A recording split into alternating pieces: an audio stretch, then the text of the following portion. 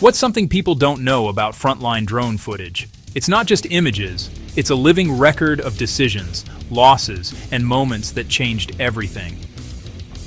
Day 1. A quiet village edge. A lone drone hums over fields. By week 2, rubble and scorch marks map a shifting front.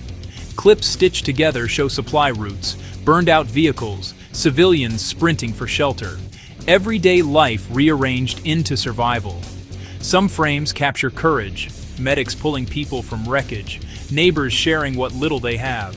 Other frames are indictment, destroyed schools, empty playgrounds, the silent outline of homes that won't be rebuilt soon. These shots don't cheer or condemn. They timestamp reality, asking us to remember who paid the price. 1 minute, one timeline, countless lives. Look, listen, and don't let it become just another clip.